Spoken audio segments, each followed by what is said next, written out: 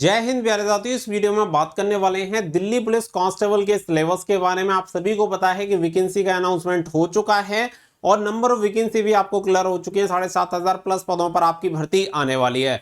तो अब इसके बारे में तैयारी करने के लिए सबसे पहले आप सभी को पता होना चाहिए इसका सिलेबस, कि आपका सिलेबस क्या होता है, कौन कौन से टॉपिक्स आपसे क्वेश्चन पूछे जाते हैं, जिससे आप अपनी तैयारी को और अच्छे तरीके से कर पाएं। क्योंकि इसकी एग्जामिनेशन डेट भी डिसाइड हो चुकी है, तो अगर आप अभी से तैयारी नहीं करेंगे तो बाकी के कैंडिडेट से काफी पीछे रह जाएंगे। तो आप सभी को पूरी जानकारी आपके सिलेबस के बारे में मिलने वाली है, तो इस वीडियो को लास्ट तक जरूर देखें और वीडियो पसंद आए तो वीडियो को लाइक शेयर करके चैनल को सब्सक्राइब कर लें और बेल आइकन पर जरूर प्रेस कर लें, ताकि फ्यूचर में आने वाली हर एक अपडेट का नोटिफिकेशन आपको सबसे पहले मिलता रहे। आगे बढ़ते हैं और आप सभी को पूरी जानकारी देते हैं। तो सबसे पहले यहाँ पे देखेंगे कि कौन कौन से टॉपिक आपके यहाँ पे पूछे जाते हैं। तो ये है आपका सिलेबस। तो आप सभी को पता ही है कि यहाँ पे आपका जो एग्जामिनेशन होता है वो कंप्यूटर बेस्ड यानी कि ऑनलाइन आपका एग्जामिनेशन करवाया जाता है। इसमें टोटल ऑफ नंबर क्वेश्चंस की बात करें तो यहाँ पे आपके नंबर ऑफ क्वेश्चंस की संख्या होती है 100, यानी कि 100 क्वेश्चन आपको पूछे जाते हैं और इसके लिए 100 मार्क्स आपको दिए जाते हैं। साथ ही में यहाँ पे आपकी 0.25 की नेगेटिव मार्किंग भी होती है, यानी कि 1/4 की आपकी नेगेटिव मार्किंग होती है। ये भी आप सभी को याद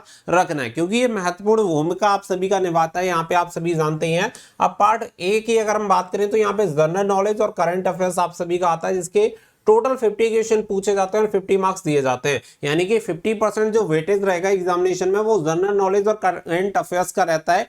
यानी कि एक ऐसा सब्जेक्ट जो कि ये डिसाइड करता है कि आपका सिलेक्शन होगा या नहीं होगा। तो आपको यहाँ पे ज्यादा फोकस करके चलना है, क्योंकि पूरे एग्जामिनेशन में यहाँ पे टोटल 4 सेक्शन में होते हुए भी इसका ओवरऑल 50% वेटेज है। तो काफी ज्यादा वैल्यू इसकी रहेगी जनरल नॉलेज और करंट अफेयर्स की। इसके अलावा पार्ट बी की अगर हम बात करें तो यहाँ पे पार्ट बी जो आपकी रहती है वो रहती है रीजनिंग, जिसके 25 क्वेश्चन पूछे जाते हैं और 25 मार्क्स आपको मिलते हैं। फिर इसके अलावा पार्ट सी की बात करें तो न्यूमेरिकल एबिलिटी यानी कि मैथमेटिक्स, जिसके 15 क्वेश्चन 15 मार्क्स आपको दिए जाते हैं। और सबसे लास्ट में आता है पार्ट डी, जिसका सबसे कम वेटेज है, वो है आपका कंप्यूटर। 10 क्वेश्चन 10 मार्क्स आपको दिए जाते हैं।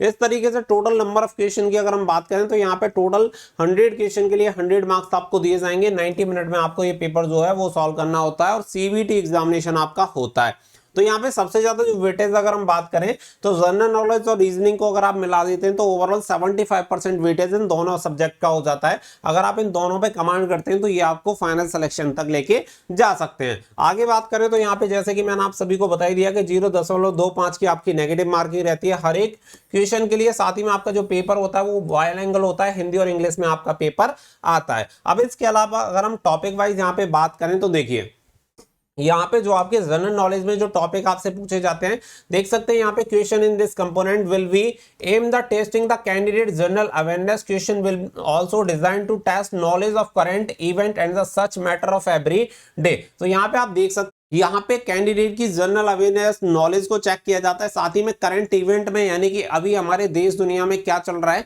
इसके बारे में देखा जाता है। तो इसके लिए करंट अफेयर्स से रिलेटेड क्वेश्चन आपसे पूछे जाते हैं।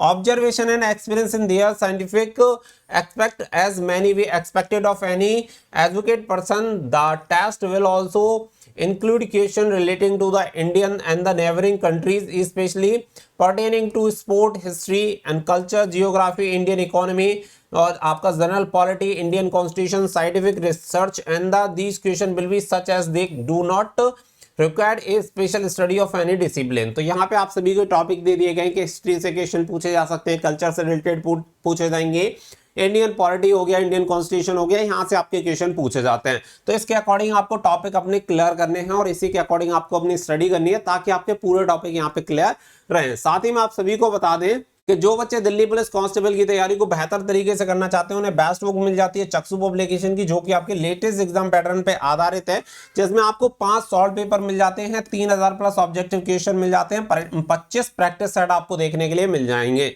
ये बुक आपको ऑफलाइन ऑनलाइन दोनों तरीके से आपको मिल जाती है, लेटेस्ट एग्जाम पैटर्न पे आधारित है। तो आप इस बुक को परचेज कर सकते हैं।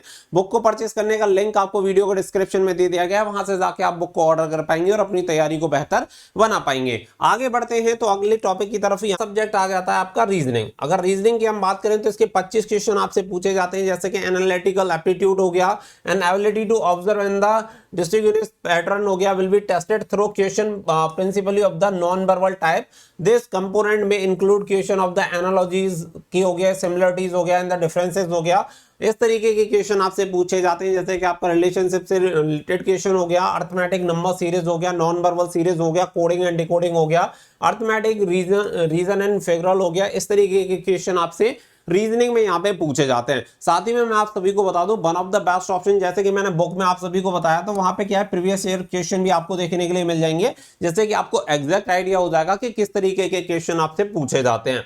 अब अगर बात करें न्यूमेरिकल एप्टीट्यूड में, यानी मैथमेटिक्स, जिसके 15 क्वेश्चन आपसे पूछे जाते हैं, तो यहाँ पे आप सभी को बताया गया कि जैसे डेसिमल एंड फ्रैक्शन हो गया, रिलेशन बिटवीन नंबर हो गया, फंडामेंटल अर्थमेटिक ऑपरेशन हो गया, परसेंटेज हो गया, रेशियो एंड प्रोपोर्शन हो गया, एवरेज हो गया, एंड आपका इंटरेस्ट हो गया, प्रॉफिट एंड लॉस हो गया, discount, mensuration, time and distance, ratio and time and work से रिलेटेड क्वेश्चन आपके पूछे जाते हैं। तो ये सभी टॉपिक आपको यहाँ पे टॉपिक वाइज जो मैं आपको बता रहा हूँ, ये सभी टॉपिक आपको क्लियर कर लेने हैं और इन सभी की तैयारी आपको करनी है, क्योंकि ये इसके ऑफिशियल सिलेबस में शामिल है। तो इन्हीं टॉपिक से क्वेश्चन आपके जरूर से बनेंगे, तो आपको ये ध्यान में रख के चलने हैं। इसके अलावा जो आता है वो आता है कंप्यूटर फंडामेंटल, यानी कि कंप्यूटर का जो आपका होता है वो वेटेज होता है, 10 क्वेश्चन आपसे पूछे जाते हैं। तो computer fundamental, MS Excel, MS Word, communication, internet related question आपको पूछे जाते हैं, जिसमें अगर हम बात करें तो यहाँ पे आप देख सकते हैं, जैसे कि element of word processing and the word processing basic हो गया, ओपनिंग एंड क्लोजिंग डॉक्यूमेंट हो गया, टेक्स्ट क्रिएशन हो गया, फॉर्मेटिंग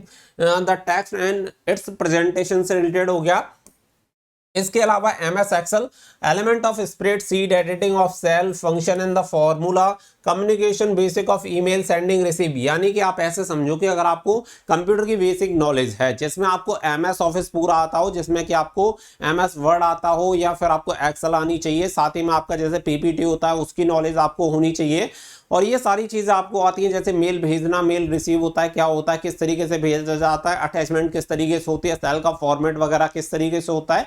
और आपको बता दें, अगर आपको ये नहीं आता है तो 3 मंथ का एक बेसिक कंप्यूटर का कोर्स होता है। आपके पास कोई भी कंप्यूटर का सेंटर हो, वहां पे जाके अगर आप 3 मंथ का ये बेसिक कोर्स कर लेंगे ना, तो आपको इसके लिए ज्यादा पढ़ने की जरूरत नहीं पड़ेगी। अगर ये मैं बात करूं तो 1500-2000 रुपए में ये आपका कंप्यूटर का कोर्स हो जाता है। इसमें पहली बात तो ये कि आपको पूरी बेसिक नॉलेज हो जाएगी, साथ ही में आप सभी को एग्जामिनेशन में भी आपको काफी हेल्प मिलेगी। तो ये आपके लिए one of the best option हो सकता है। अगर आपको पढ़ाई में मन नहीं लग रहा है तो आप जाके कंप्यूटर को अगर प्रैक्टिकली काम करेंगे तो आपको चीजें बहुत जल्दी क्लियर हो जाएंगी।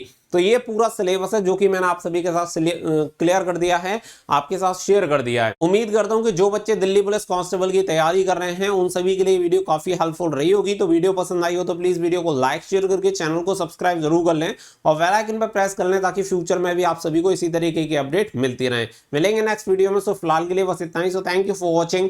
जय हिंद। करता हूं कि जो बच्चे दिल्ली पुलिस कांस्टेबल की तैयारी कर रहे हैं उन सभी के लिए वीडियो काफी हेल्पफुल रही होगी। तो वीडियो पसंद आई हो तो प्लीज वीडियो को लाइक शेयर करके चैनल को सब्सक्राइब